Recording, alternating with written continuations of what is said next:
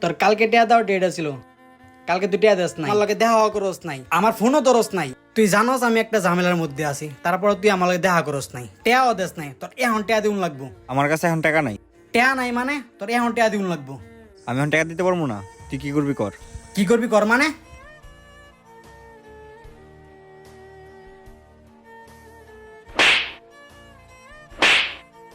তোর লাগে আজকের পর থেকে আমার কোনো বন্ধুত্ব নাই, তুই আমারে চর দিছস।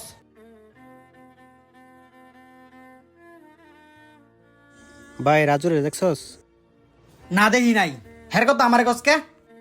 আরে বেটা ভাজলো মনে করে আগে কই আছে। জানি না হ্যাঁ কই। আরে বেটা রাজুর মাই খুঁজতাছে। ওর বাপে না কে কালকে রাত্রে অ্যাক্সিডেন্ট করছে। কি কস আসলেই? রাজুর সাথে দেখা হইলে ওরে বইলা দেশ, ওর মায় ওরে খুঁজতাছে। আমার কাজ আছে, আমি যাই।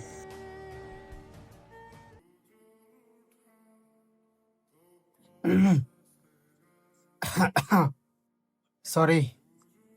নাটক করা লাগতো না। চটটা কি বেশি জোরে লাগছে? তোরটা কি বেশি জোরে লাগছে? আঙ্কেলের কি হইছে? কালকে বাজারে গেছিল, পিছে থেকে অটো এসে ধাক্কা মারছে। ব্যথা কি বেশি পাইছে? না আলহামদুলিল্লাহ, এত বেশি ব্যথা পাই নাই, মোটামুটি। তোর আম্মু তোরে খুঁজতেছে তোর বাপর ওষুধ আনার লেগা। যাইতি বাড়িতে। এনে আসার আগে আমার সাথে দেখা হয়েছে, একটু আগে দেখা করে আইছে। চল তাহলে একটু। চল। বন্ধুত্বটা এমনই, রক্তের সম্পর্ক না হলেও হৃদয়ের সবচেয়ে গভীর জায়গা জুড়ে থাকে।